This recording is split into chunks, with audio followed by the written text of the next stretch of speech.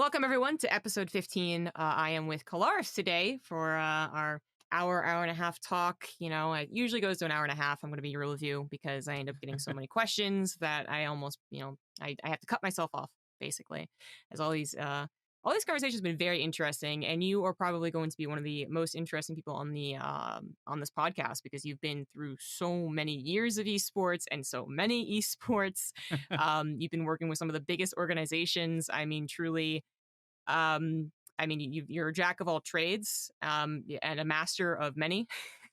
Yeah. So I am looking forward to hearing your thoughts on a lot of things. But we usually do start off with a little bit more of just like an introduction and how you got into StarCraft. So for people who don't know you, maybe they're coming in from, I don't know, Overwatch or something. TLDR, who is Kaelaris? So I guess I started esports about 10 or just a little over 10 years ago now, right? Which sounds a bit ridiculous to say, considering how quickly it's gone, I suppose, but that is the gist of it.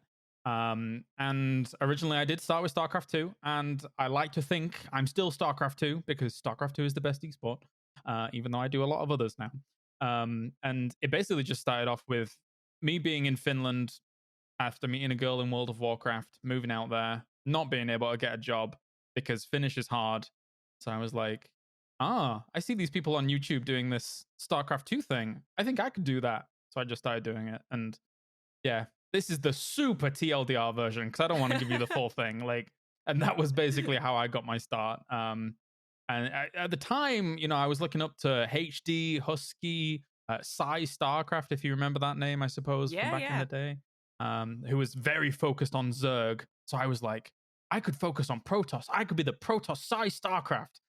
So I did that for a long time. Slowly I branched out, being like, well, maybe I shouldn't do just Protoss. Maybe I should do some other things. And then, kind of got my way up towards doing tournaments, I suppose. Huh. I had no idea. I vaguely recall you speaking about living in Finland, but I don't even remember why. I really did not know that's how you got started in StarCraft. Oh. That's pretty funny. So I mean that actually, aside from the whole living in Finland thing, that's how many people, it seems, get started, right? Yeah. Or many people who weren't in Brood War, and it's kind of funny. You're in this unique position where you were absolutely one of the oldest casters here. Like, you started casting basically the beginning of StarCraft 2 and got into the professional setting quickly. But I talked about this Roddy and Todd, like, in comparison to when we were getting into StarCraft 2, it came out in October. If you started casting in January, it felt like it was a long time. You felt like you were already so far behind everyone else because everyone jumped on it, and you had all these other Brood War guys and a lot of Warcraft guys coming in being like, yeah, we know, you know what esports is. And you're like, oh man, I'm just learning. Like, I don't even know. So so you did the same thing that I kind of did, and some other people did, where it was like, yeah, I could do that. I could be the, on the YouTubes being a star. And you chose Protoss. So did you have this idea that you were going to be an analytical commentator? At the very beginning, yes. I mean, actually, fully enough, just before this video, I actually went back and looked at some of my old videos, and they're horrific. And don't go watch them because they're really bad, compared to what has happened 10 years from then, of course.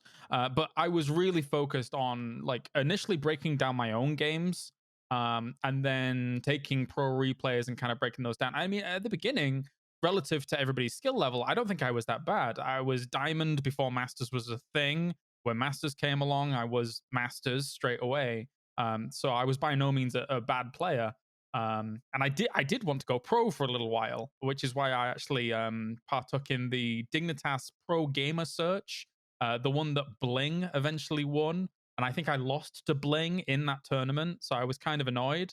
And I specifically remember that I lost kind of, but probably this was more of an excuse than anything. I had a wireless keyboard, and we had a lot of pets in Finland, and my then girlfriend at the time, now ex-girlfriend, placed a heat lamp accidentally on the keyboard, melting the keyboard. So I had no keyboard that properly functioned. It was a ridiculous situation. But anyway, that's a tangent in itself. But yeah, I definitely focused on the idea of being analytical. And that over time kind of evolved a little bit, I want to say. Yeah. That's actually, something new also that I never knew because I think you did come in pretty quickly with being a hype guy. Yeah. Just yeah, I feel like well, I'll ask you to elaborate, but when you really came into the scene, it was with ESL, it was doing all of those things, and eventually got more and more and more professional. But back then, it was like t-shirts and whoever is available and do 12 hours with no breaks type stuff. So you Hmm. came in with like the Alex of Apollo. Maybe a pro gamer would join you, and obviously you had to play more to the hype role when you were with a pro gamer. But it felt like it wasn't as official, right? Like it wasn't like you had people hiring specifically one hype caster and specifically one color commentator. So when did you start casting officially, and what made you fill that role more than being that analyst that you thought you were going to be? It was it was kind of the Wild West back then, and I mean, esports is still kind of the Wild West, but like really the Wild West back in the day, I suppose. Um, where you're kind of right. It wasn't really like, oh, we're gonna hire this guy because he's a play-by-play. We're gonna hire this guy because he's an analysis. Everybody, when I entered StarCraft, was already either, as you've previously mentioned, a pro gamer or a Brood War ex player or commentator or a Warcraft 3 ex pro or commentator. I think I, for the most part, was one of the first, if not the first, non how do you describe it? Not part of esports before all of that, and just kind of like got off my ass and started doing it and just thought I could do this. I was the first one of those, I suppose. I'm trying to think of anybody else. Can you think of anyone else? Oh, No, I think you were definitely the first. mm, Europe sprang up a little bit more, especially with like actual consistent gigs, is what yeah, it felt yeah. like, where you had maybe like a DreamHack or a MLG, I should say, would invite Mm. a Husky or someone, but Well, I suppose, yeah, in America there was a few more upstarts, I suppose. But I guess, yeah, I was in focused entirely on Europe. But anyway, to the point. There was there was obviously, yeah, when those tournaments came about, it felt very weird and alien to be around these guys, and I got kind of, I felt like I was very savvy about how my progression. I always felt like I could do this full time, and really didn't have doubts about it. Even though I looking back, I was terrible at the beginning. Like, skills progress.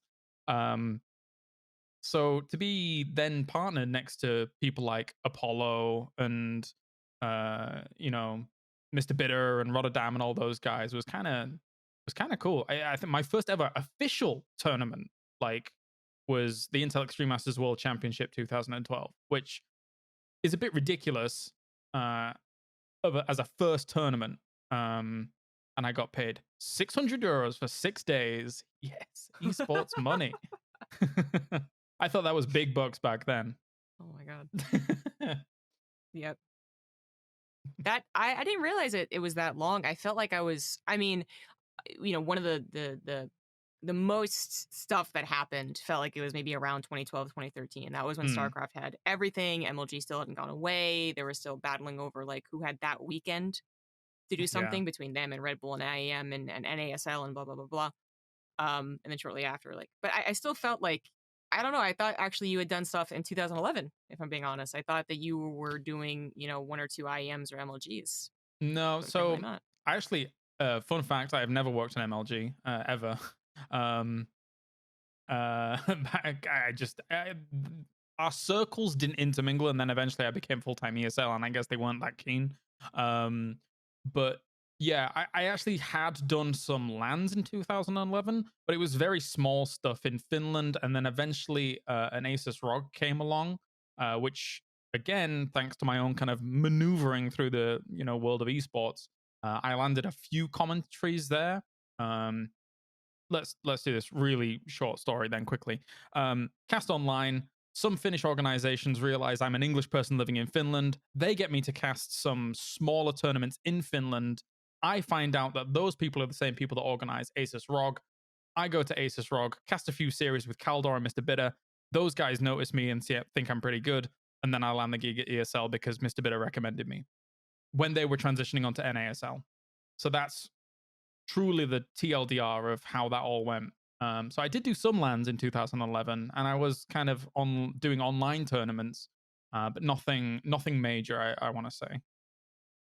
Funny that Finland has such like an important start to your story, Hmm. considering that I don't think anyone else really thought of Finland for StarCraft outside of one or two tournaments.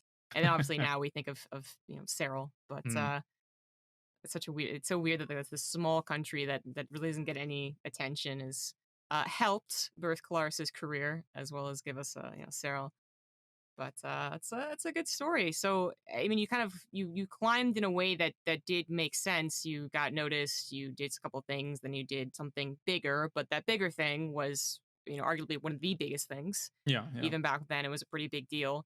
So that was as a commentator, right? Who would have been hosting that, or was that before they really had a setup? So that one very specifically sits in my mind because that was like the first time I met people like Grubby, who I'd actually watched in Warcraft 3 before. And then all of a sudden I realized that like this guy's really nice and we became friends. And I'm like, whether I'm now friends with Grubby, this is strange. But so I was commentating majoritively with Apollo in that tournament. And at the time, at the very beginning, I don't think Apollo liked me that much, but that's fine. Uh, we can talk about that later, maybe. And then, of course, Mr. Bitter and Rotterdam were there as well as a duo. So I was Apollo's duo. Fully enough, I'd actually met Apollo in 2011 at an Asus ROG tournament when he was casting with the late, great Total Biscuit, as they were a duo. So I was like, oh, Apollo, can I have a picture with you? Back in 2011. And then 2012, I was casting with him. So, but there was, who was hosting? I think Red Eye was there or Alan. Ah, okay, yeah. Um, yeah. So there was still a stage set up. StarCraft had its smaller thing. Then there was Counter Strike over next to us as well. And then was it MC or Puma that won that tournament? I think that was the final, right? Or was that Ace? Oh, I can't remember. Damn it. Anyway, one of those names. And I was like, wow, this is so cool. Because I'd watched everybody obviously on all the tournaments and GSL and whatnot. So yeah. I mean, it still was kind of at a time where esports was still developing, Yeah. though, and it felt like it wasn't really quite set in what it was. Nowadays we have certain esports who are very much so like mimicking the very professional standard that traditional sports has set, and then esports across the board has different levels of professionalism. But back then, it still did feel like everything was a little unpolished. Nothing was Mm, quite set. Yeah, certainly we had the guys we recognized as a host, but even they would occasionally go over the casting. And you stayed as a commentator for quite a while there. Did you ever try and branch out with all these opportunities, that existed back then? Did you ever actually go and say, like, you know what, I want to give a try at hosting? I think that would bring, a lot to the role, or that I would like to expand into that role. mm. I kind of fell into the hosting role. The commentary role came very naturally in the sense that that is the thing that I wanted to pursue and do. But Hmm. hosting, I fell into, and it kind of didn't really happen in StarCraft. It kind of happened mostly in Heroes of the Storm, back when Blizzard cared about that game. And it was at a time when the talent roster, I'll put it like this: the talent roster in that game at the beginning was quite thin, even though there was a lot of people that wanted to jump on the boat. Kind of how, like, when a new game comes along, there's tons of people that are like, this is going to be the next big thing, I'm going to jump, jump, jump, jump, jump. Some people did that, and obviously like it didn't go that well for them. But even after that period of time, I still think that the talent roster was a little bit thin. We had a lot of new people kind of coming up, or ex Heroes of the Storm pro gamers that technically, yes, they've been pro gamers in the game, but haven't really been in esports that long. So a tournament, I think it was an ESL tournament, needed a host. Um, and I feel like the play-by-play role that I filled a lot in a lot of the time for StarCraft, where say I was next to an Apollo or next to a pro gamer, where I would be asking them questions and stuff like that, was kind of on-the-job training to become a host, for a desk at least, not a stage host. I can't do that. Um, so desk host kind of came naturally to me, I feel, when it comes to transitioning from that play-by-play aspect, asking questions, doing some of the hype moments or whatever. You can translate a lot of that into the desk host role. And I basically took one for the team. I was like, okay, I really do want to cast, but I know that you don't have a host. Let me have a go, and I'm sure I'll be able to do something with it. And apparently, I did too good a job, and now I'm stuck. So, yeah, that's that's the problem. That's the joke. It seems the running joke is that Nate kind of says the same thing happened with him. Mm. So when we were on a call and I was like, oh yeah, I actually kind of enjoyed it. I think I did a good job, and they were like, yeah, you had good reception. I think it was Nate who was like, well, now you're stuck. You're gonna be the host for the rest of the year, and I'm like, ah, God. Especially when like almost like because they basically it was like a trial. It was like first it was Wardy, then it was me, Yeah. and then it hadn't actually been set yet for the next couple of weeks. So when they came back and they gave me 4 days of hosting and 2 days of casting, I was like, oh no, it's already started. No. Slowly taking over. Yeah, but I at least gotten, I started to enjoy hosting more because at first I thought it was very stressful. Mm. But you're right, like when you take on that, we sometimes use the word host when we talk about roles as a casting duo, Yeah. which isn't really correct, but it's just an easy thing to say, right? You want It's to just the you want to pickups. host, yeah, I'll host, and it literally just means like I'm going to throw and I'm going to kind of steer the conversation. Yeah. But it does, like whoever starts doing that can do it a little bit easier on some of these productions where there's not really a set host. And then eventually when they do get a set host, I mean, it makes sense they would be able to go into it.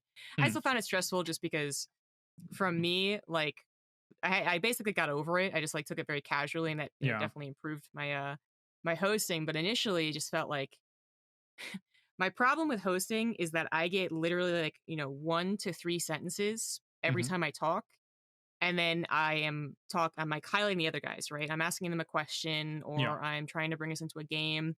So if I mess up in those sentences, if I'm like throwing and I'm like, we'll be right back, I don't get to say like, oh wait, hold on, we'll be right back, I don't get to Mm-hmm. restart. I just like say the thing, and if it was stupid or if I said something wrong, it's just out there. Whereas if I'm commentating, I have like 20 minutes Yeah. Yeah. plus to be like, what I meant was, and then try and re-describe it. Did you ever find yourself being stressed out when you did finally get into an actual host role on the desk? Oh yes. Okay, all right, good to Oh know. yes. So, well, funny thing to start off, the mistakes that happen in hosting, I fully embraced that. Now that is just when it happens, you go with the flow completely, and you just stick with it, and the stress diminishes over time, right? Um, but I will say, at the beginning of hosting, I was definitely stressed out. And I will also say that that was the time in my career that I was most diva because there was I don't think I was that hard to work with as a commentator, and I don't think I'm that hard to work with now. But I feel like maybe 3, 4 years ago, when I had 3, 4, 5 years ago, when I'd first started out properly hosting. Geez, it sounds so long ago now, but um, there was this window of time where I'd just become a host, and I was like, okay, everything has to be perfect. Everything has to be perfect. If it's not perfect, I don't know what I'm doing here. And then obviously that would kind of manifest itself in like something happening in my ear that I would then be trying to relay to this is just an example. Like I would be given a bad instruction by the producer or something. And then I would like say, okay, it's time to go to a break. And then it didn't go to a break. And I'd just be sat there like a lemon looking at the camera, and I'd be like, oh no. And then we go to a break a minute later or something like that. And then in those moments, the divaness manifested, and I'd be like, what was that? Like this was awful because I was taking it too seriously, But nowadays I can roll with the punches a little bit better. But I definitely was a bit of I was a bit more of an annoyance to work with at the beginning of my hosting days. Which has now gone away because I realized I was being a douchebag uh, for a year or so. And not to the other talent, I suppose, but just to like production people, because especially production guys, like they are there for the ride with you, right? You don't want to be an asshole to them. This is absolutely not answering your question, but I thought I'd go on a little rant anyway. Uh, so yes, it can be stressful at the beginning, but eventually you decide not to care and then just kind of do what you're doing. And then yeah, you're able to get on with it. I think it still is part of the question because, like, I think it is universal that if you're stressed, you are, of course, more inclined to be a douchebag, accidentally or on purpose. Sure. Yeah. First step is hopefully you're not stressed. Second step is managing your stress so you don't end up as being a douchebag. But Yeah. definitely the first thing you can do is just not be stressed. Yep. And I think that's something that definitely just comes with practice. Like I actually have no idea. I got comfortable within I had like 8 days, I think, before I was like, you know what, I'm actually cool, I'm good, I'm whatever. Hmm. But I don't know what I would tell someone who's like, yeah, I'm doing my first host role, whether they're experienced in other ones or not. And I don't know what I would tell them to actually, help them. You can tell someone like, no, don't worry about it. Something Mm. happens, just kind of, whatever. But it is so difficult to actually do that. Yeah. Did you ever try and did you go through any practice? Did you talk to any other hosts, or was it also for you just a matter of time?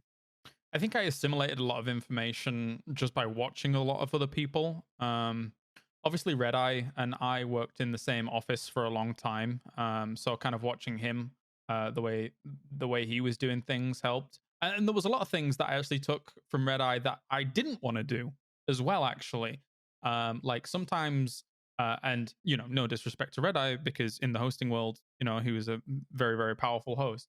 Um, I feel there was moments in other hosts in esports where they would talk too much or they would try and draw too much of the focal point onto them, right? Whereas I believe in esports the host is the enabler.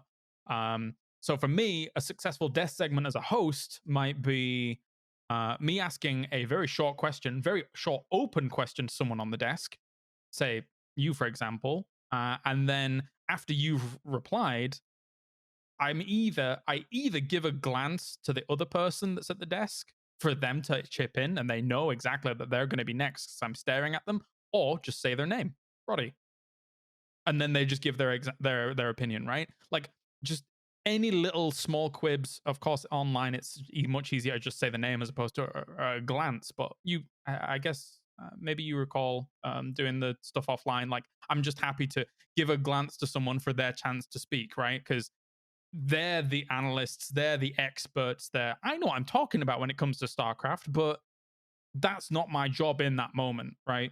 And if I'm doing any analysis or something that I want to bring up, I'll mask it in a question. That's not my job. Um, so yeah, when I see some hosts in esports, I feel like they take too much of the draw from themselves. They try and be the analyst or all this stuff. I'm not the biggest fan of going down that path. I think that yeah, you can far more be a team, especially in the host role and the leading role, if you're able to help out the other people around you per se.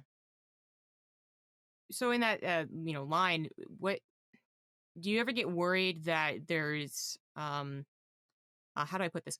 How do you make yourself stand out then? If your role is to make other people kind of look good and do their jobs really well, you're not really necessarily standing out that much Mm, because you're not dropping the knowledge bombs. You're not getting the hype play when something really cool happens. You are the segment that most people are spamming chat saying, get to game, get to game, get to game. yeah. It doesn't seem like it really matters, even though it does, and we can get into that later. But how do you make yourself actually appeal as a good host? Why do people remember Kaelaris as a really good host, in your opinion? Okay, so there's two trains of thought for this, which is the first one is I'm the janitor of the broadcast. All right, I am the person that is sweeping up, making everything look like it's not on fire in the back, and enabling the other guys, and cleaning up all the things and keeping the show smooth. Um, and then the second train of thought is kind of partially keeping the show smooth, but also kind of just being a little bit of the court jester. just just dicking around. It depends on the broadcast, and it depends on how serious it is. If it's a BlizzCon finals, you know, keeping the show smooth, keeping the conversation smooth. I think people if people are really focusing in, they see the subtleties of like what makes a good host, which is keeping these things going or maybe asking the right questions and stuff like that. But like last BlizzCon finals I was at, when I like oh, not the last BlizzCon finals. Oh, I the last BlizzCon finals I remember so poorly because I did like 3 minutes worth of airtime. finals before that, where Cyril won. Like Cyril was in a semi-final or something, and I drew a little poster and I was like holding it up for Cyril.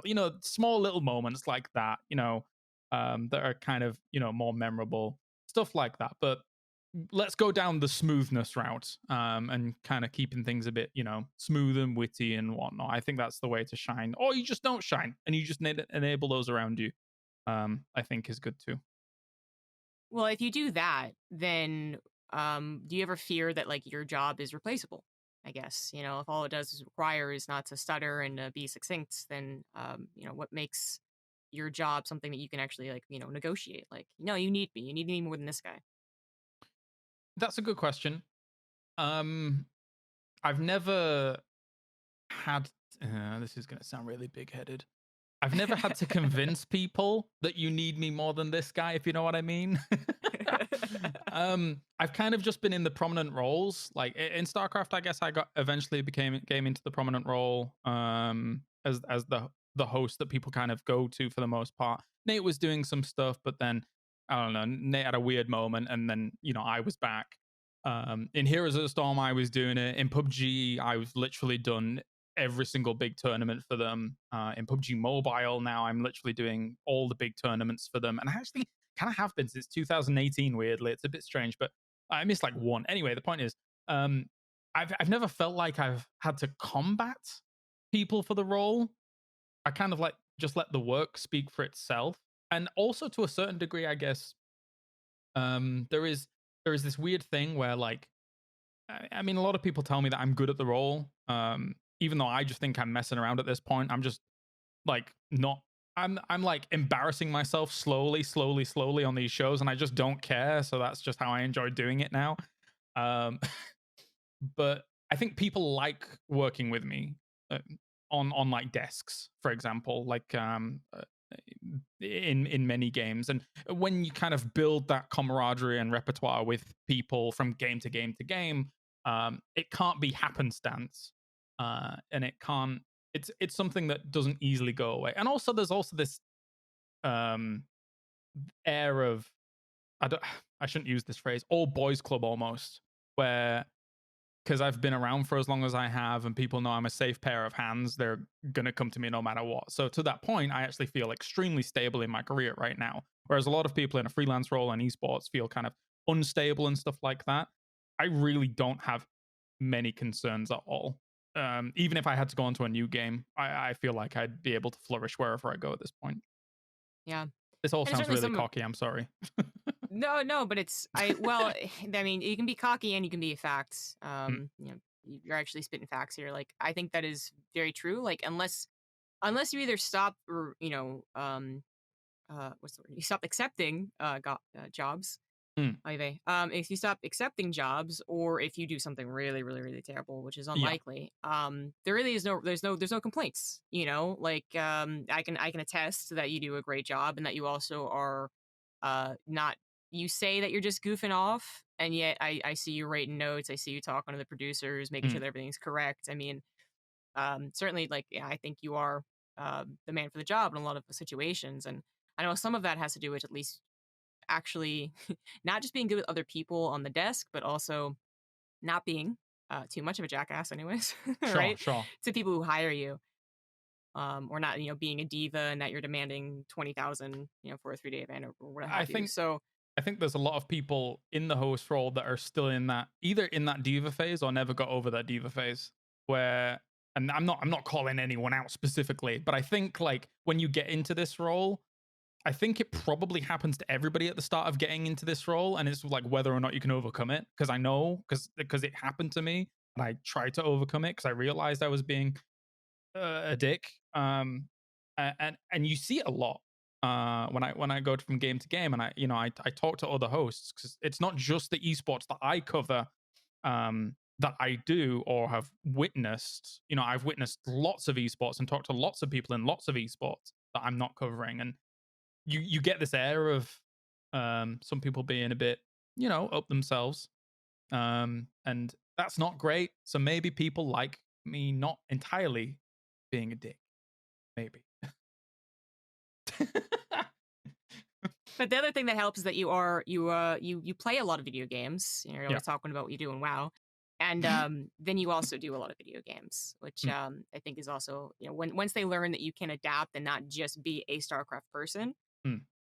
that was probably pretty important for your career. So that's my opinions, anyways. This is why you're pretty stable.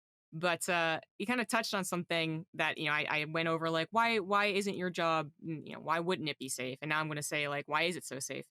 What is it about the host role that makes it so unique? Actually, like, funnily enough, if it is just being casual on camera and stringing sentences together, why do so many people not want to do it? Because that actually seems to be what the problem is. If you ask a group of commentators, like, hey, does anyone want to do a host role? I'll pay you X amount. I will, offer you more gigs in the future, blah blah blah blah Mhm, blah. mhm. So many people that I know are like, nah, I wouldn't take it. Do you have has that been your experience as well, and why do you think that is? Yeah, I know the exact answer to this because I still feel this, but I still do it. It's because obviously a lot of people that end up being hosts are previously commentators, right? Mostly, I want to say, like, yeah, a lot of them have previously been commentators, and doing commentary, you get an opportunity to exude so much more energy, and it is more fun. It is more fun to commentate because you're in the moment. You're Yeah, let's use StarCraft as the example. It's two players and the two commentators locked in that game, and your emotions are riding with that game, right? And that is a great feeling. And that feeling's never going to go away from me, even though I haven't commentated in a while. So that is why I think a lot of people don't want to host compared to that. But also, you've mentioned it as well. Hosting can feel stressful, and the onus is a lot on you. Like if the show is not looking that smooth or feeling that smooth, it's on the host for a good portion, unless something disastrous is going on in production, like they're firing graphics left, right, and center. They're all the wrong ones. They've got the wrong pictures of the players. Like, you can't do anything about that. But to make the show smooth and to try and coax, even if that's going on, in the host needs to be smooth, the host needs to be good, and there's a lot of focus on that person. um so there's responsibility, but again, it's probably the sacrifice of giving up another role that people don't want to do, and I can completely understand it. But yeah, I mean, yeah, there's because you're saying, like, why people don't want to do it even though it's stable. It The thing is that uh, it's it's if you're really taking it seriously, and I was saying I goof off and stuff like that, and I'm just kind of being a joker and a jester, but realistically speaking, I take this job very seriously. Even though host role isn't exactly the thing that I want to be doing, I would like to be commentating. There is still the responsibility to take it extremely seriously, and I do. I'm even the however many games I'm doing right now. It's a constant job. It's watching everything 24/7. It's keeping up with 3 or 4 scenes, all of their players, all of the news, all the roster changes, all of this stuff. um I guess that is more focused on the idea of doing multiple titles rather than host. But yeah, as you say, I'm taking notes, talking to everybody, making sure everything's sound and smooth. And yeah, there's a lot to do that I guess people don't truly know until they kind of see behind the scenes, I suppose. Well, the weirdly weird thing about anything that's on camera, even commentating where you have a decent amount of time to explain yourself and correct yourself, is that there is an amazing amount of work that is never seen, right? Yeah. Isn't it like the case for a lot of things? All the polished products you'll see, a lot of work went into it to even give you that confidence. So I spend however many hours studying two players, and I get to bring up two things Yeah. that I studied, just because the games went awry or whatever. They didn't do The that host has strat even or less opportunity. yeah, yeah, yeah. Yeah. You study, all the things in case it comes up, but very rarely is it going to come up, or just not going to look impressive. Mm. You could go into a brand new game, study all 100 characters in the fighting game or whatever, and then you miss that one, and that's what's gonna everyone's gonna talk about. But if you didn't know that one character, Yeah. but if you do that one character, it's just that's you're supposed to know. So yeah, it's a lot of it is certainly a lot of work. it just feels weird because we know it's a lot of work, and I want to make sure that everyone else knows it's a lot of work. But it is such small segments of time that it can Mm. seem like it's like just throw it out there. I mean, at the same time, for the host role, you can get by coasting quite easily. Like I know some people or some hosts in the past that have gone into games and they don't really know the game that well, and they come in with the perspective of like, I am the newbie. Guys at the desk, tell me why this is cool, and you can get away with that. Personally, that's not my approach. Because I really like to know the game that I'm doing. Or I mean, also that comes off the back of like I only work on games I actually enjoy, which isn't the same for some people in this industry because they're just they just want to be in the industry or something like that. But for me, I have been, I will say, fortunate enough to be in that position. So if I'm doing a PUBG tournament, as opposed to saying, "Wow, that team winning was cool," I can say, this team rotated through Rozhok going down into Pachinki. How did that interact with all the other teams that are moving around or something?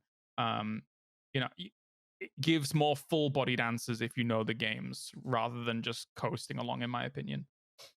Oh, definitely agree. I think you talked about one of the traps that you can fall into, which is being, an analyst on the desk as opposed to a host on the desk. But I Mm, do think that knowing the game is really important. Not only does it bring you confidence and what really, you make people feel like you're confident and you make people feel good, which yeah. usually requires being confident. Not only does a lot of prep do that, but it also gives you those better questions. So, I mean, you said it could be like kind of a personal thing, and I think if there's a start to a game or a one-off thing where someone's like totally accepting of the I don't know what this is, let me just tell me role, that's fine. But in general, do you think that it is the role of a host to be so on point with the game that they could be on the desk themselves answering those questions? For me, yes. Oftentimes, there's very rarely a moment when I'm hosting that when I ask a question, I don't know the answer. I am asking a question to enable an answer to get the conversation flowing, right? Like, and oftentimes in games, if I've not been as knowledgeable, if I've been brought in as kind of a mercenary, I will sit with the analyst guys throughout the game and craft the questions together through while the game is going on, to make it as good as possible. And those are rare instances, due to the fact that it's just been one-offs or two times or whatever. But I do think that you know actually having the knowledge, not the knowledge, just having almost the passion for the game. That sounds like a cliche, but you get what I mean, right? Like, again, it comes back to the idea that full-bodied questions are always going to get much better responses and have a much better conversation between the people, because that's kind of what I like. Even in commentary, I liked that so much more as well. Having a conversation rather than waiting for your turn to talk and waiting for your turn to have an allotted time to talk, which a lot of commentators fall into the trap of. Like, that guy just talked for 2 minutes. I'm going to talk for 2 minutes. You don't have to do that. You can also, if that guy just talked for 2 minutes, I could say, what did you think about that siege tank push? And then they're like, wait a minute, I've just talked for 2 minutes and he just asked me a question. That's weird. Like, but actually making it sound like a conversation compared to just saying, that's right. And now this blah, blah, blah, blah, blah, blah, blah, blah, blah, blah for 2 minutes. I think changing up the flow of conversations is going to sound a lot better than just waiting for your turn to talk. I think you're right that there are commentators who just wait for their turn to talk. Oh, there is. I am happy to say that as far as the whole like allotting time, because I think some of that also might be that they don't want to be overshadowed. I think that Hmm. could be a fear for a lot of people in different games or more newbie commentators. Can go to that. I feel like I've never once had a conversation with anyone in StarCraft, anyways, where anyone has brought that up to me. But now that you say it, it's like, oh, that would make sense. Yeah, people don't want to be overshadowed. They want to make sure they got all their analysis that Well, they prepped for. They want to get it out there. the advantages of StarCraft is that everybody's been in for so long now. Everybody's kind of uh, confident in their abilities, right? I think there's very few commentators at the very top that are not confident about their abilities, so aren't that bothered about giving. And we've also known each other for a long ass time as well. One, and no offense to him, one that I will say does go on a little bit longer sometimes, but I think it's because he has gained newfound confidence above previous levels. Is Pig? Like Ah, Pig will sometimes go on oh. quite a long time, but I mean we love him, so it doesn't really matter. But I think from my perspective, if he reined that in a little bit when he's working with a duo, I think that he could it could be even better. But these are minor nitpicks on a 9 out of 10, a 10 out of 10. Anyway. No, I think Pig's actually like a perfect example, not because he does it, but because like Pig is such an awesome guy. He will Yeah. not only accept feedback from people that he likes, obviously, but he makes fun of it himself. Right, Like of course. if we casually drop a little bit of like oh, he went on for like 5 minutes there, he'll laugh and be like, yeah, well, I reined it in from 10 minutes, so Sure. All aren't the you all the lucky? Rotty breakdown, right? Like we know how it is. Like it just happens sometimes. Yes, I have been tempted to ask Roddy, what are you going to say in the desk so I can have at least one one thing to say. But no, I think we all do feel very confident, and Mm, because there is such a atmosphere of we're all interconnected, we're all bonded, and if there are mistakes being made, I mean, they're usually very honest mistakes. There's no yeah. clamoring to get above each other, which feels like there has been in other games. I mean, you brought up at the beginning, Heroes of the Storm was Mm, from me, from I was still kind of just mostly a fan, even though I was pretty ingrained in the scene. I looked at that and that was the first time I was like, oh my God, people like want to be in esports. Like first it was StarCraft 2, I guess you yeah. could say. Everyone jumped on StarCraft 2. And then more esports came out. But Part of the Swarm was the first one that came out from like, this big, big, big publisher who had a credit of being in esports Mm, and was fairly I don't remember exactly what happened, but I remember being like, oh, they're gonna have an esport, yeah. right? Yeah. So, as opposed to being like, well, I don't even know if this is gonna have an esport, like who knows? So that was the first time I was like, "Oh my god, everyone wants to go into it. What is even happening?" That was the first time I would talk to people and I would hear about the kind of nasty stuff about esports that I believe settled after a while. And Here's the Storm. I'm not saying it was full of bad people, but in the Mm. beginning, it was kind of weird. So, without going into drama or anything, I mean, did you have to kind of like I don't know, like dodge and weave through these guys, like all these people who are just like not just wanting to be the next esports star, but also kind of being dicks about it? Did you ever have to come in and be like, look, guys, chill out, like, come on?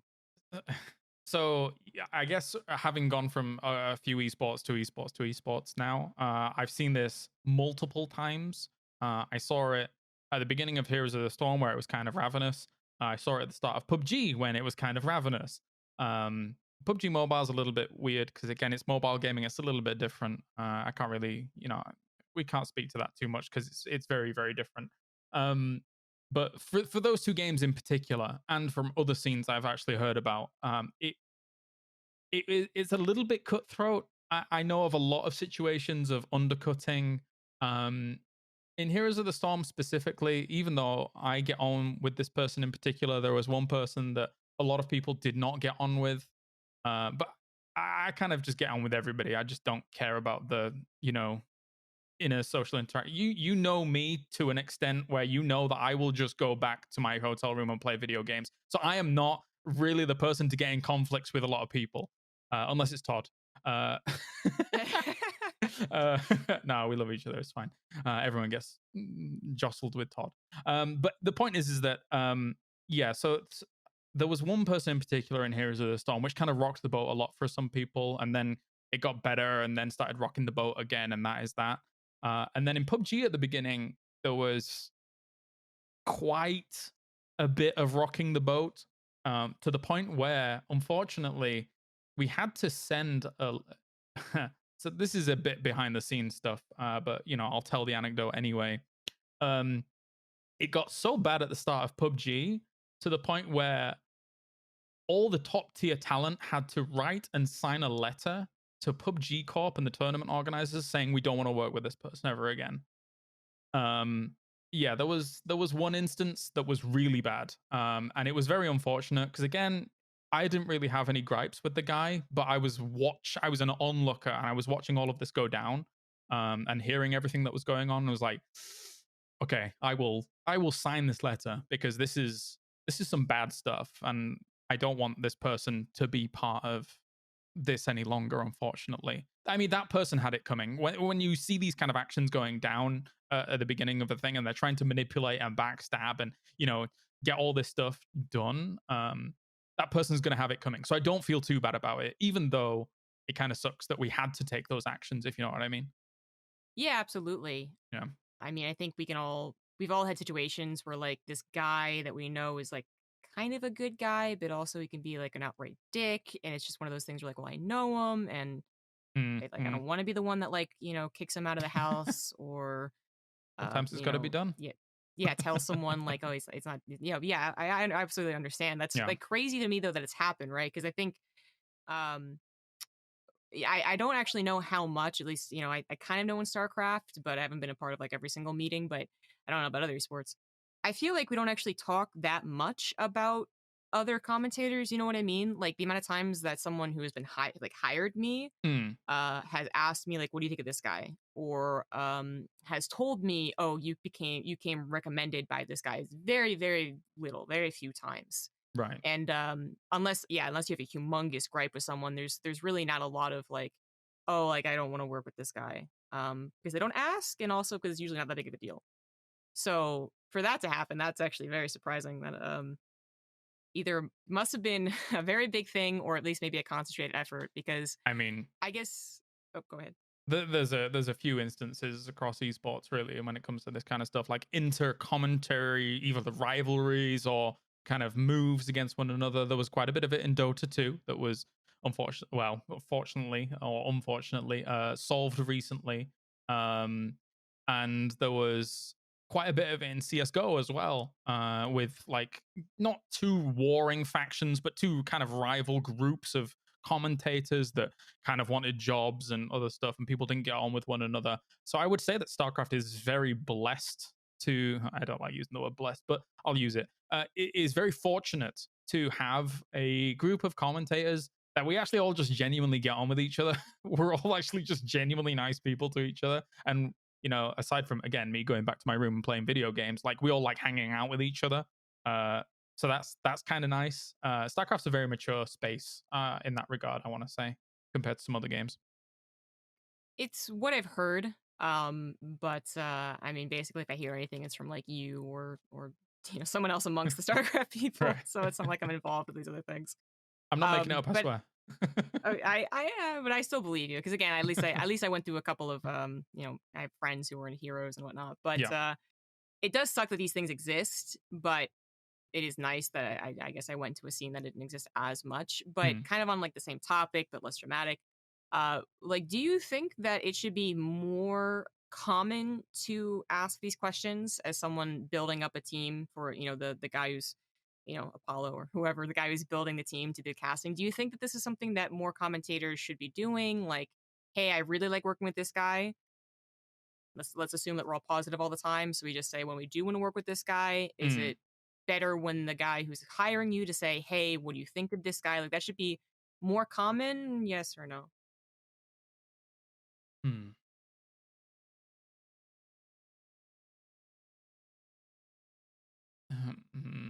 There are two. I've got two thoughts. The thing is that you ask me these questions, and to a lot of questions anybody asks me, I always have like an argument in my head, because I have too many conflicting opinions inside. Because of course we like working with our friends, um, but there is a certain degree of there's a slight problem with that sometimes, which of course, like, yeah, we all. Okay, wait. Let me restart. Yes, it's good that we get to work with the people that we enjoy working with, and I think when it comes to commentary, especially, having that kind of repertoire with one another, and even to a lesser degree, hanging out with each other, off the camera, really helps the job, right? Especially in commentary, less so the host thing because we're just doing what we do. But in commentary, especially if you've got a partner, a specific partner, hanging out with each other is almost pivotal to success. Look at prolific duos, Tastosis and Artosis. Back in the day for Counter Strike, Sado and Henry G. I guess they were hanging out at the time. I think of other commentary duos, but like I mean, literally anyone Overwatch, right? Because they've all been duoed. Yeah, I guess so. Yeah, like Achilleos and Wolf, I think not of not only hung out a lot in the past, but also we're in Korea together and stuff like that. So that really does help. Um, so working with your friends helps a lot. That being said, I think also it's important for new and fresh talent to get opportunities. Um, that doesn't have to though be in those big premier tournaments. Like if it was my first tournament in 2020, an Intel Extreme Masters said to me, "Hey, your first premier tournament, you're going to cast the Intel Extreme Masters World Championship." I'd be like, "Are you crazy?" Like maybe that's not the play, but back in 2012 that was the play, I suppose. Um you work your way up, right, in commentary. And I think it is almost on the talent sometimes to keep an eye on the talent below them, not in the hierarchy, not in skill or anything like that. I don't want to belittle anybody.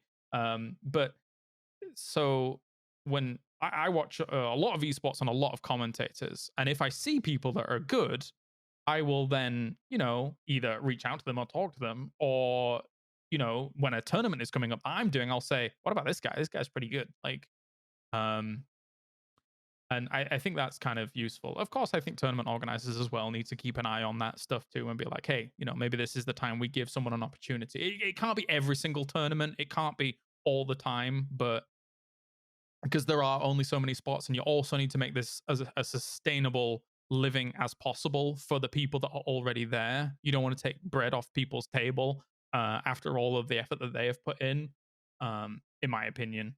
Um, yeah, that's how I'll answer that. I've got the two conflicting sides. Yeah, there's a lot to think of. There's definitely that X factor of like you do want to have the people you have because they've Mm, at this point they're probably more all in than the guy who's up and coming. But then there's also like how many of the talent of these bigger names, right? Like how many CS:GO commentators who are being invited to every single thing, let's say like the top 6 or 8 CS:GO commentators, how much are they really mm, paying attention to, the 32nd best or, whatever? Probably not a lot. right. So I think that's a complication. Maybe StarCraft, we watch a lot of stuff, so we know who's up and coming, but other esports, I don't know about that. I think that it can help with the old boys club, like quote unquote, if people are Yeah. doing poorly and kind of coasting, it can probably help kind of, reward the right people. But it can also probably hurt because, you never cast with this X guy who's coming up. So why would you say like he's gonna do well with me? But you can definitely say I do well with that person because you've done Yeah. it before a million times. Like there's definitely a lot to it. I think it really does depend on having a good tournament organizer, Mhm. someone who can take these opinions, who bothers asking them, but then also takes them and then doesn't rely on them. You know what I mean? Yeah, yeah. But we'd have to have a tournament organizer who also is really in the scene to do that. And that's actually not their job. They don't, that's not their job to be watching, like the 5 viewer stream of the tournament that one guy's cat. Like, oh, Sure. it's complicated. But it certainly feels better for, like, for example, with the whole change over to EPT, it feels better to know that Apollo may not be watching literally everything. He has been in every single role that he's usually contacting people about, Yeah. and that he's very good at his job. He's definitely proven that. Like all those things, like that, that just feels better. Then I think a lot of times, you'll probably agree. I don't know, but like a lot of times, you talk to people who are hiring or making the moves, and they have, very little idea. We talk to enough people who are on the technical side who have no idea about Mhm. StarCraft. Do you think the camera guy really watches StarCraft? Maybe not. Yeah. So it's complicated. It But does me a lot of it gives me a lot of confidence knowing that someone like Apollo is in that position, because obviously I've worked with Apollo for a long time now. And yeah, it makes me happy to see that someone like Apollo is doing EPT in StarCraft, because he gets it. And there will never be not a moment in my head where I don't think he gets it. Whereas for some other tournament organizers, sometimes I'm working at an event, or I'm working with production or like an esports section of a company, and I'm like, okay, you guys don't get it, but I'm gonna come to your tournament and do what I can.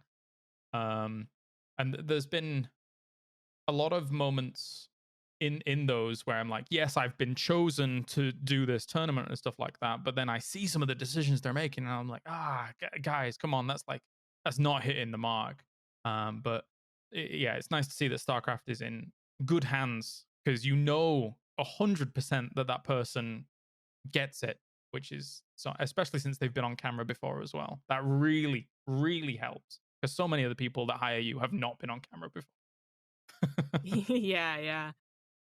Kind of the same vein of things, like, do you believe that you should be, especially you as someone who has been in the scene for a long time, you got a lot of clout, you got a lot of experience. Do you Well, think that it is somewhat of a responsibility of anyone on the team to like actually talk to people about this type of stuff? Like if they're like, hey, we're gonna bring in a third commentator for a TriCast, do you think it's your responsibility to go in there and be like, TriCasts are kind of weird. Like, I don't know if it's the best thing. Or do you just always say, okay, whatever you say goes? uh, I will if it's me, I will always give my educated opinion on things. I won't say you can't do this because.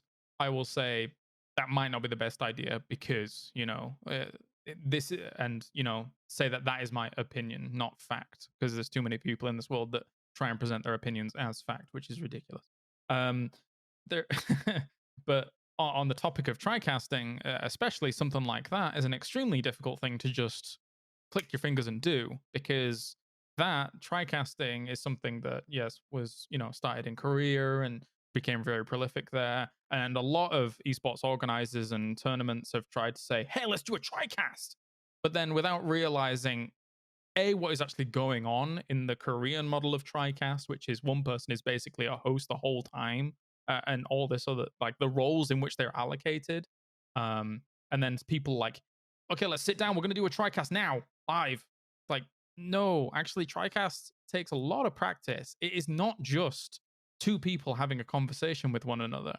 It is effectively that person in the host role kind of directing what is going on. And to have a very successful tricast, you've got to have a lot of time with one another.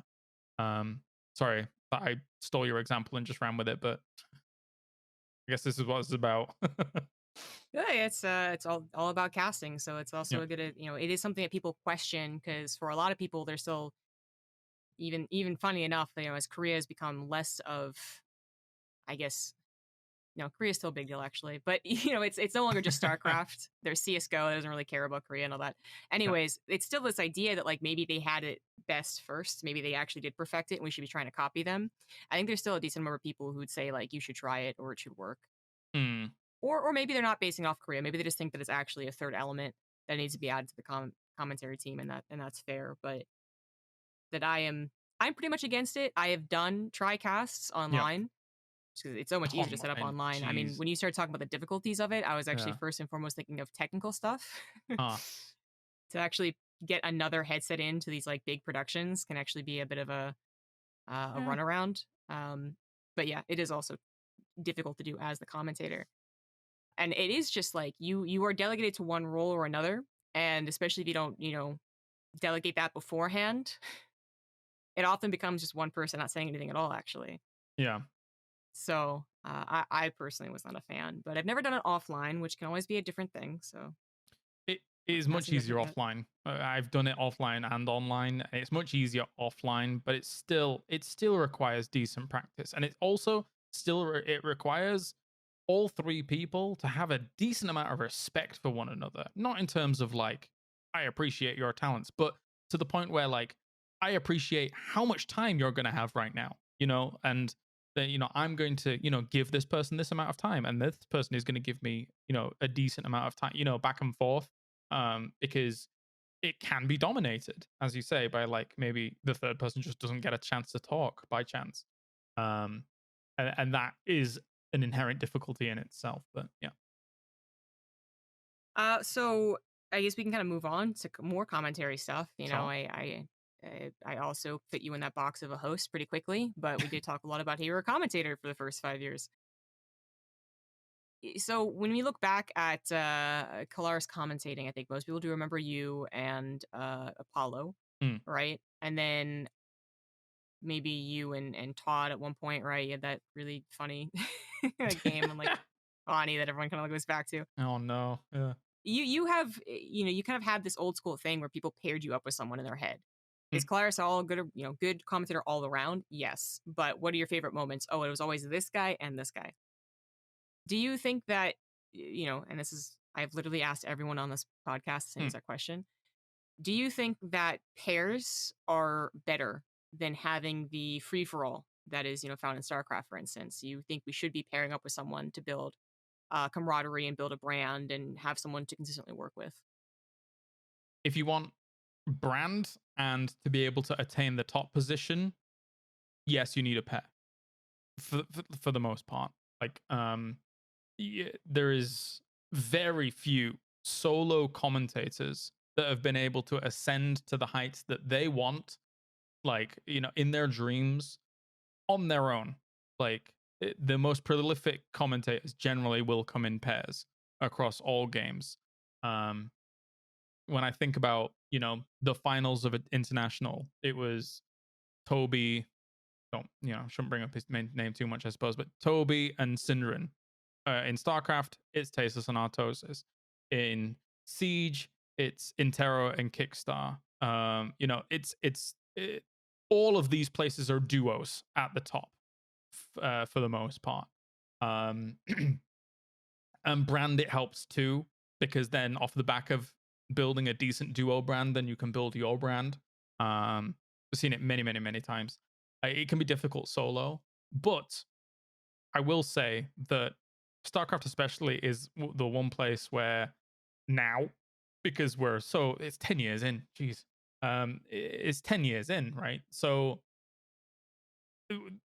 everybody watching StarCraft, or the majority of people watching StarCraft, know every single person that is on that broadcast. And when they're intermingling with one another, they know that we are all friends behind the scene for the most part. They know that we're all getting together for the most part. So I think it can work solo for sure, especially in StarCraft. It would be interesting to see a Pig and Maynard all of a sudden say, you know what? We're doing our duo from now on. That's the only way we want to do it. It would be interesting to see how it went and how it worked out, because 100% instantly from that moment, I'm like, okay, well, let's see what they do with the brand. Let's see what they do with the duo, right? And I think they eventually get themselves in a situation where they may be bigger together than they would be individually. But you know, I can't speak about the future. I'm not clairvoyant, so who knows? It'd be interesting. I thought you were going to dare to say that they would be bigger than Tastosis. No, no, no. It's impossible in StarCraft. It's one of the reasons I branched out, actually. Oh, okay, yeah. Oh. Yeah, I talked a little bit about how just unbeatable Tastosis is, but it did seem like, regardless of any other factors, one big one was that they paired up. Obviously there's a lot of other reasons, but yeah, the pair, the whole Archon name, and the fact that they had an opportunity to push it as well. Yeah. Was, I think, big, which is what makes it so weird right now. I think we would have to rely on the tournament organizers to actually start doing it. I don't know how, because Pig and Manor as a prime example. These two Aussies, hype and analysts, and some bests in both of those, and they could. And right now they are getting a little bit of clout. I think more and more I see people mention them, or more and more tournament organizers are like, okay, no, that actually makes sense. Is the finals cast, right? If Tastosis isn't there. Yeah. But if I would say it'd be almost impossible to force that issue, right? Because one thing that Tastosis could do is, when there's so many tournaments, is that they could be like, well, we're always going to bring each other. Now, coincidentally, like, I actually asked Artosis about this, and he was like, well, they just wanted us anyways. Right. But obviously, they were going to always put us in the finals together. I don't know if you do that now. They're two Aussies, so that actually complicates things. It's always almost one Aussie at a tournament, not both of them. And then on top of that, like, how would they actually negotiate? Do you really see a world where, pretend it's not right now, where there's 7 offline tournaments, 4 guaranteed, 5 guaranteed, 2 random ones? Do you think there's actually a world where they could pair up and be like, well, you've got to bring us, and we're gonna expect to cast together most of the time, more than anyone else, or all the time? Really not in an assertive sense. Again, it will kind of, I think it will probably be a natural evolution of where they're at right now, and it will be it would be them saying to the tournament organizer, "Hey, we're really trying to push this. Would it be okay if we were to do this?" And if the tournament organizer said no, then that would be that. But more often than not, I think tournament organizers right now are, we know the tournament organizers pretty well, so they'd be willing to give us a little bit of leeway in that. Um, and yeah, that's I guess that's where that would be. Um, but obviously, as you say, the Aussies had a hard time ever getting two of them to turn. I always told everybody that I worked with from Australia, I was like, move away from Australia. It's just too difficult. It's like you'll have a much easier time and a better career if you're living in Europe or America. You're living on the moon right now, but yeah, Yeah. Something I've talked about with Maynard too. He like seriously considered it back in the day, but yeah, I don't know, man. I went to Maynard's place. I was fortunate enough to go to Australia earlier this year, for the and tournament, right? yeah, and I Yeah, visited Maynard, of course. I also visited Pig, but I stayed in Maynard's house, and he actually has a pretty sweet setup. So yeah, it's like that's good. it was like summer when I went, right? And he like gets on the beach, and he's got this really awesome dog, and he's got a kick-ass wife, and I'm like, ooh, StarCraft's pretty great, but this also seems pretty great. I watched the Alima League that you guys did, so yeah, I know that you. I watched the Australia tournament that you guys did as well over there. So Oh yeah, yeah. yeah. I still Scrap is watch tons of everything. fun. But anyways, I do think that I think you're right. Like maybe just kind of like suggesting it. Yeah. Because that also would go into right now. I mean, you were there. We don't really. Kind of, you'd say no one came in and really told us. It was Todd at the computer, being like, "Who wants to cast what?" Oh yeah, We yeah. very rarely say, "I want to cast with a specific person," although that does happen. But yeah, I would have to also extend not just to, "Hey, tournament organizer, make sure you bring this guy along. I think we work better together."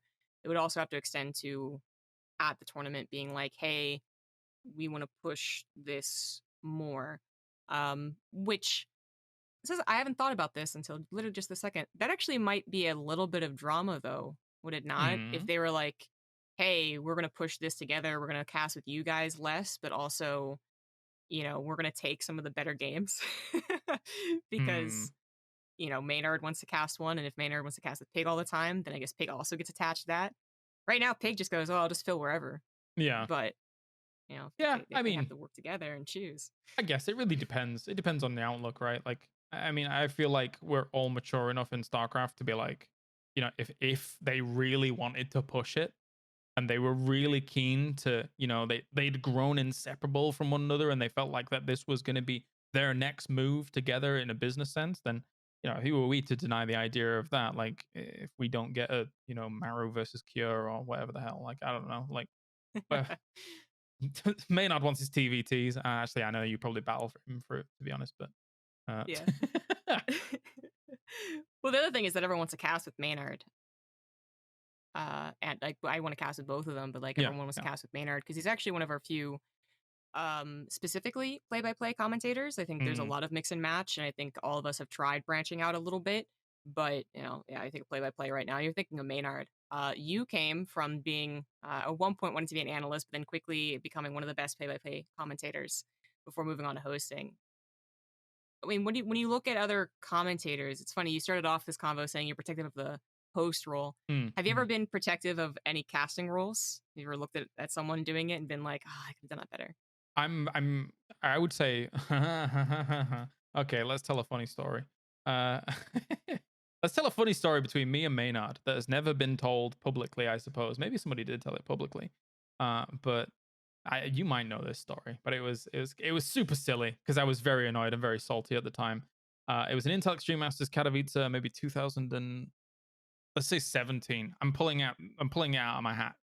It So, was not, but yeah. okay, whatever. 15, So 16, I think. okay, maybe.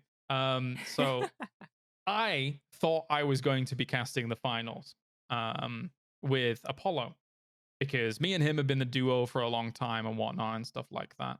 Um, and I don't know, something had annoyed Carmack in the back or whatever and stuff. And I was told I was not casting the finals, and Maynard would be taking my spot. Um, oh no, it was the PvP finals. Okay, I remember specifically. And I was very annoyed that I was not casting the finals because at the time I thought I was the better player by play caster, blah blah blah, all this stuff. So the PvP finals goes on, does blah blah blah. Maynard, ever the nicest guy, is like the finals finishes, and he's like, I'm sat in the back all grumpy, and he's like, I did you proud, James. And all I said was, it's PvP. What can you do? Which was the worst thing. I was such a douche. That was not in the host diva phase. That was just me being salty that I didn't get the finals. But it oh, so stupid. But Paul Maynard, I love him anyway. He knows I love him. It's fine. But the point is that I was very protective of the play-by-play role for quite a while, especially when I was with Apollo, I suppose. And I think what might have happened during this time, even when not commentating, I'm still very protective of a lot of commentary, not only play-by-play, but also analysis as well. Because I don't think when you stop commentary, you all of a sudden forget it. It's like riding a bike. If I was commentating next week or something, I'm gonna still be able to commentate. It's not gone away. The only thing that might have gone away is a slight bit of knowledge on a specific game or something like that. But the technique is not gone. Um, so when I'm watching commentators, play-by-play analysis, anything like that, I'm listening to their phrasing, their vernacular, how they're, um, how what inflection they're putting on their sentences, when they're hyping, when they're not hyping, to the point where I feel like I can still critique, and I feel like I can still, say that was a good commentary or that was a bad commentary from a experience perspective, not a fan perspective where it's just like they have no clue what's going on, like other than they're listening to the commentary and that's all they're judging off. Um, from an actual stance of I have commentated professionally, So that's a long-winded answer. I'm sorry. Well, it's perfect. I love long-winded answers. So, I mean, yeah, how much of it is being protective and wanting it to be, I guess, Good. well, I mean, it's kind of complicated because right now you aren't, taking any commentary jobs, not because you don't want to, you're doing a lot of host jobs. So Yeah. it's weird, but there are definitely times, and you talked about one in your past where you didn't get a job. In this case, a finals Mm. job. You're still being paid, but like you didn't get the finals, where you got salty. And it's like, of course you don't want to be a dick about it, and made a bright spot. But we've all had those moments where it was like, yeah, I really thought I deserved that one, or I really thought that was gonna be better. I mean, how much do you have to mitigate feeling, I guess, envy as opposed to just, oh no, I just want the best broadcast possible. I think back in the day I felt envy. And actually I briefly mentioned it before. One of the reasons why I branched out from StarCraft 2 exclusively was because to a certain degree of Tastosis. And I said it to Nick on his podcast as well, that they were one of the reasons I branched out. And he asked me why, and I was like, well, in StarCraft 2 you can never attain the top spot. The top spot is taken, and it will never not be taken by Tastosis. But I always aspired for more, wanted more, so had to find it somewhere else. And that's one of the. I mean, there's many reasons why I branched out because I just enjoy all games, right? That's the main overarching reason. But so I guess to a certain degree that was kind of envy. And to a certain degree, when Maynard had that finals, when I thought I should have had that finals in Katowice, that was envy. I don't think I feel that anymore. Even if I was in the commentary role, I don't think I'd feel that anymore. One, because I'm older and I just don't care that much anymore. Not to that I don't care about the job. I just don't care if somebody else is doing it, then great for them. That's a happy smiley face right there because I'm happy that they got themselves into that position. And I'm happy for them. No, I don't think I would feel envy anymore, but there was definitely envy earlier on for sure. We grow up. We get past things. I do also believe that, besides just getting older, there's also a certain amount of getting stable. Yeah, true. Again, that whole stress, right? If you get stressed, you're going to be more likely to be a dick. If you're not stressed, you're not a dick. And in some cases, it literally means like, if you are thinking, I need this job because I cannot pay rent, or there's another job for another year, so I'm just going to be forgotten about, or, whatever. Mm. That's obviously going to make you feel feelings, bad feelings more Yeah. than if it was like, oh, I didn't get that one job, but I got this other thing lined up. So no big deal, even if that something is really, really wanted. So I would say that it is a very good idea to branch out from not just a particular game, because obviously I still only do StarCraft, so who am I to say this? But to have other things on your plate, right?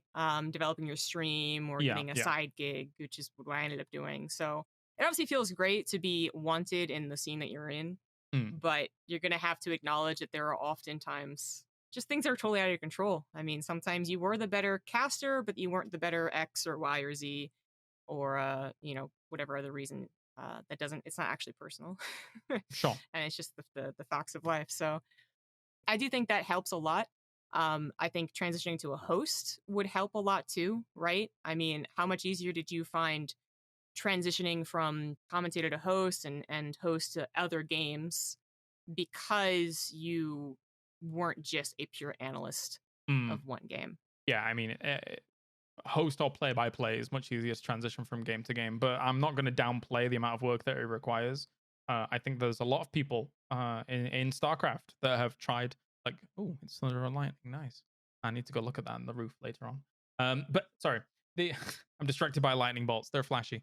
Um, there's been a lot of people in StarCraft that have tried to branch out to other games and not really been that successful. And I think probably people underestimate how much work it takes. For me, I never stop watching or never stop playing the games that I'm doing and covering and how that goes. Much to the you know, much to the behest of other people around me. Like some people are not entirely happy about that, but it's for me when you love this job and you love all the games that you're covering, it's very easy to commit yourself fully to it. But it's a lot of work. It really is a lot of work to be able to go from game to game, even in a host and play by play role. Analysis would be insane. Like to somehow jump as analysis from StarCraft to analysis in League of Legends, like that's you know the methodology you want to go through to be able to get to that spot. But there's also so much stuff like you can be playing hundreds and hundreds of games, great stuff. But then how do you then be that credible voice to that community uh in the click of a finger? You can't. You need to have been an ex pro or have done 100 of the community tournaments in an analysis role to then get up there. It can be easier for the other two roles to find their wiggle room. Do you think that, you really do have to wait for a new game and kind of get on the ground floor there? Or do you think that transitions are possible amongst, a smaller game, for instance, like StarCraft, to a bigger game like CSGO, where there really are, before COVID, there were so many jobs Yeah, and so many B streams that it could happen. I mean, is it possible, or it do you depends just on the should just game. wait for the next game? Yeah, it depends on the game. So for me, I had a lot of people. I had Richard Lewis ask me like 5 years ago when we were at a tournament. He said, "What? Why aren't you doing a game like Dota 2 or something like that? I think you would thrive, you know." And whilst I enjoyed Dota 2 at the time, I sank like 800 hours into it in like a couple of weeks because I was just like, well, this is ridiculous. I want to play this game. I'm really enjoying it. There's so much to think about. Let's take Dota 2 and CS:GO as the examples here for a moment. To transition to those, one, you're not only disadvantaged because their communities are already kind of tight knit, and people instantly coming in are going to get lambasted regardless of how good you are. But also, you've then got the 10, 15, 20 years of history that all of those guys know that you are then trying to catch up with because of the previous iterations of the game and the previous rosters that have played the game and all this stuff. So to be able to transition to those is very ultra difficult, I think, from a commentary perspective. Um, I keep saying this to myself that when a new game comes along that I am genuinely interested in, I am going to, as you say, hit it on the ground floor and start doing commentary for it straight away. Ideally, with somebody that is a acquaintance or friend to have. This is my ideal setup, right? I've thought about this for a long ass time because I've been around for a while now. Um, a new game comes along. that I want to commentate because I don't want to be trapped in the host role forever. I mean, I enjoy it, but you know, it's still I would like to commentate. So a new game comes along, I get to commentate it. I would make so much content or you know commentate like online tournaments, cups, and stuff like that. Ideally, with a friend or someone that also wants to do this. Try and make a duo, try and make a brand, and then you become that duo for that game because you flood yourself with it. I understand the concept of you know quantity does not necessarily mean quality, but I think I've gone through the quality assurances throughout the past 10 years to the point where I could just like you know blast out a lot of content on a certain game if I enjoyed it. So that's how I would do it coming up, because that's easy peasy ish.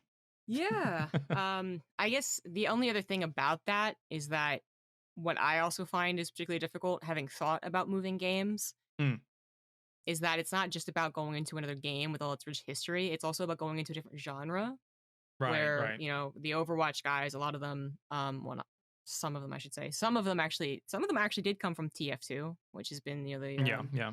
the equal that a lot of Great people bring game. up. Better than Overwatch. Continue. There you go. So, you know, and then you hear people who go into like a lot of the new games or FPS, for instance, Mm, right? Valorant, obviously a big deal. Even PUBG, like, and so you get people who are coming from an FPS background that can at least already have the vernacular and already have the comparisons. yeah. And you know, the only thing I can talk about much broader, vague esports topics than they would be able to bring in, even as they are also learning the game. So I think I, you I think I also found difficulty in that, but you've clearly established yourself in like three different genres at least. I guess so. I think you underestimate the power of StarCraft. I'm gonna be honest. So whenever I go from game to game, so like if somebody didn't know me, for example, like when I joined PUBG, one of my now very good friends, called Avenger in PUBG, he didn't know me at all. Like when I was first hosting my first PUBG tournament, right? This guy ex-pro player, one of the organizers of the EU PUBG Discord. Like he is in the scene, right? Like and he was my desk guy. So if I'm gonna try and impress someone, or you know, if I'm gonna disappoint someone, that's gonna be the guy, right? So first tournament I turn up to, he's like, he doesn't know who I am. Um, I'm like, let's sit down, let's figure out this desk stuff, let's do what we can. So you know, he's like looking at my notes. He's like, "Oh, that's kind of impressive and stuff like that." He's like, what have you done before?" And I was like, "Well, I'm, you know, I've done this many years of StarCraft." And as soon as you bring up StarCraft to a lot of people, they're instantly like, "Oh, that's the difficult game. That's the game that has a crap ton of respect when it comes to esports." So StarCraft holds a lot of weight, I think, across esports, not just in StarCraft. Um, and also it gives you an opportunity. I think when I see StarCraft people doing other games, I think it's really interesting because the perspective that they bring is very different to um, you know, the MOBA kids, the FPS kids, and stuff like that. Like when I do StarCraft, because my mind still thinks in StarCraft. When I do PUBG, I'm thinking about the bigger macro plays, right? Because that's what we kind of do in StarCraft. So I'm thinking about, you know, at people's movements and how they're kind of entering a fight rather than taking the fight, not and all of these kinds of things. So you get these different perspectives from people that are RTS people because our brains are tuned to be like, we have to hyper think about all the strategy. And that kind of transitions over to games quite nicely. Interesting. I kind of had the impression that like StarCraft 2 carried a lot of clout. Mm, I always like questioned if it was just like you know, it feels sometimes when I talk to people when and that thing happens where I'm like, "Oh, StarCraft," and they're like, "Oh, wow, that's such a difficult game. Can't even play it." You know, the typical spiel you get. yeah.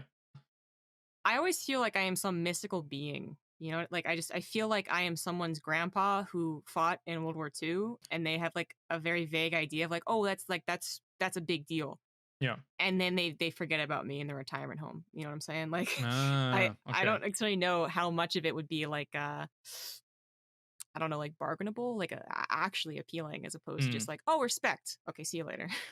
right, right. I mean, I feel like it's probably gotten me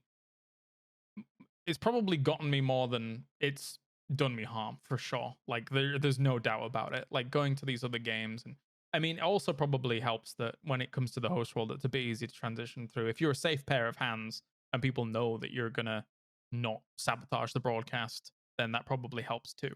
Um, but StarCraft definitely, in from my experiences, definitely holds clout. And it also really helps that like someone like PUBG, for example, is a Korean developer. And this is actually a very micro example of all of this, but they're a Korean developer. So whenever I meet with the dev team or like their one of their esports teams over there, they kind of know me from StarCraft. So it's like, oh, and then we like talk about StarCraft, and all of a sudden there's like major respect there. All of a sudden, so that helps too.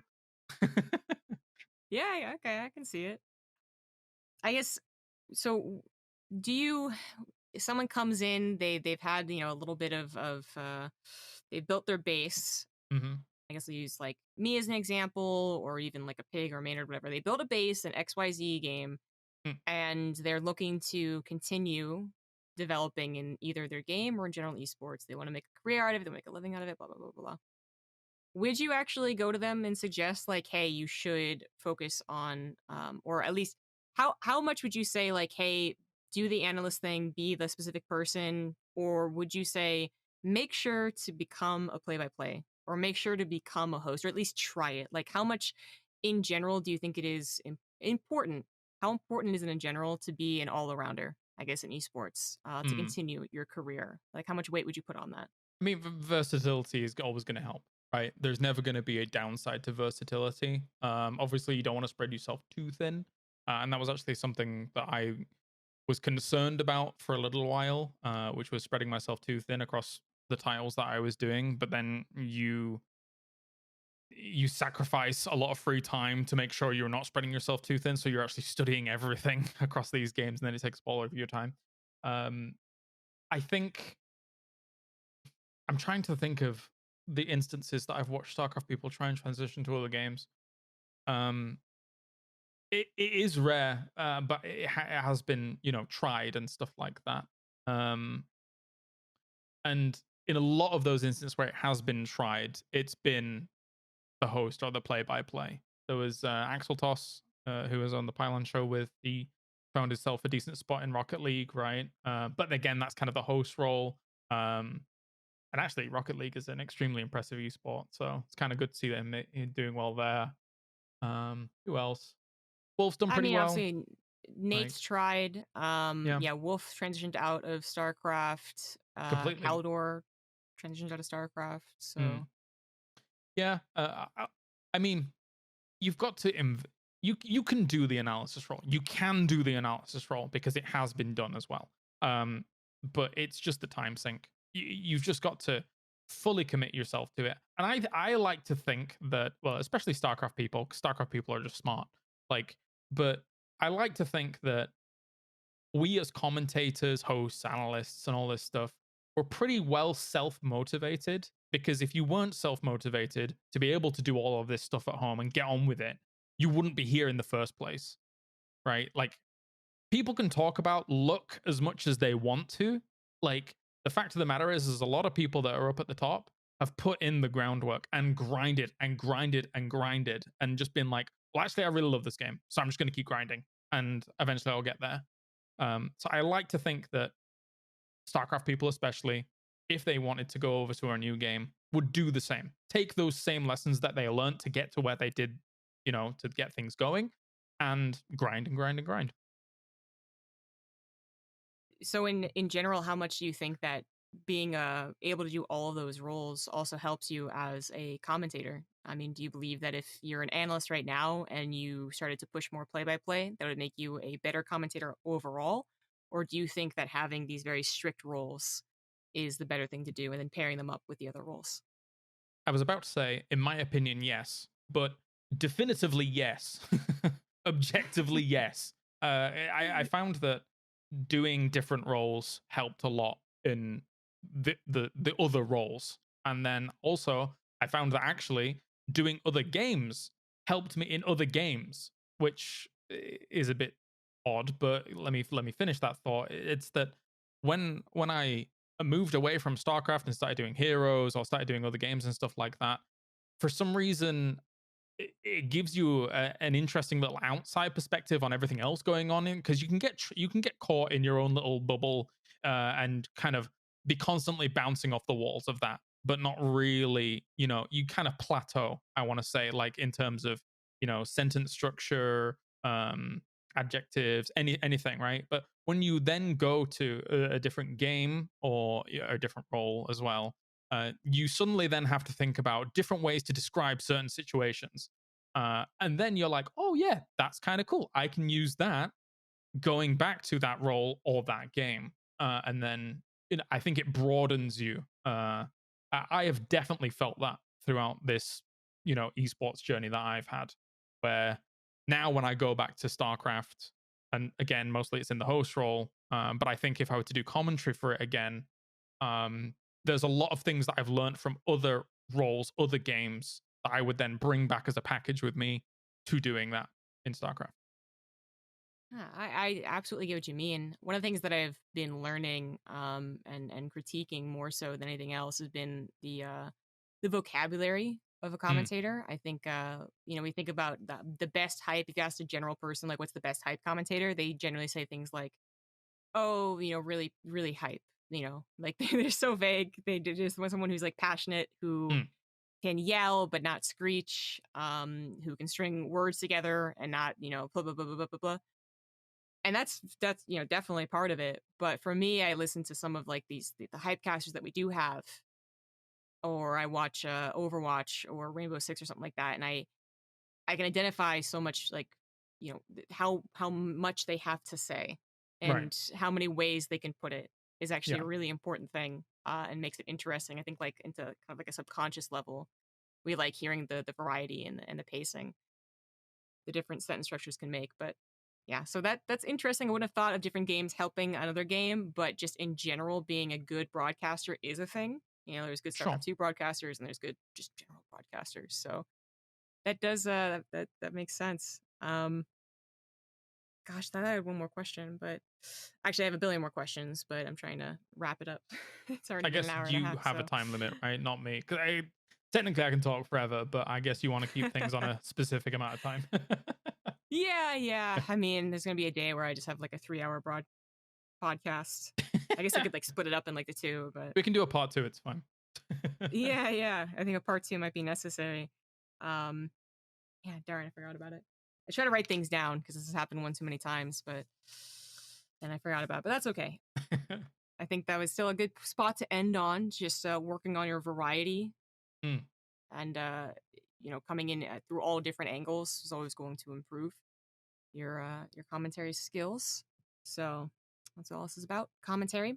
Thank you very much for coming on the podcast. As expected, I had a fantastic time talking with you, Kaelaris. I thank learned a you. lot, very different perspectives, and always a nice touch of the StarCraft 2 nostalgia as well. Like, it's cool to talk to people who have come in recently, Mm. and by recently I mean the last 6 years instead of the last 10 years, or people who are in different esports and are total newbies.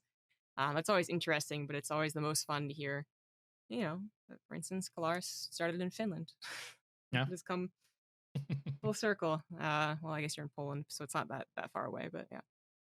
Still cool stuff. Where can people find you? I have all your socials on the image, but Cool. I guess your socials plus what are you doing anytime soon? Yeah.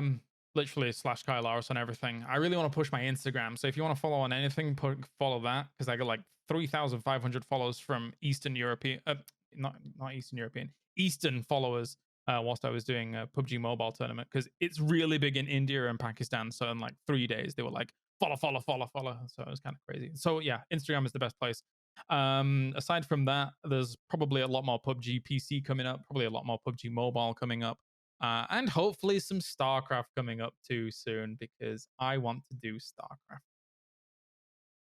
And people want to see you, so I No, think now's a pretty good time for it. We got actually a ton of work to do since they've made these 4-day weekend events, or 3-day actually. They've made where them you into broadcast for 4 week. 36 hours a day. Yeah. Yeah, well now they made them into 4 week broadcasts, which is a little bit, but still, I don't know, man. They're actually still like 8+ hours Yeah. the first 2 weeks, so it's a lot of StarCraft. We certainly have room, and I know people they love your commentary, also love your hosting. It'd be nice to get kind of the old band back together as closely as possible in this online world that we live in. Good luck getting So Apollo. Okay, old band is in last year, not 3 years ago. But yeah. All right. Thank you again, and hope you guys enjoyed it. Next week, or next 2 weeks, I guess, I'll be back with Gillyweed for episode 16. So please follow, like, subscribe, all that good stuff, and I'll see you then. Bye. Bye bye.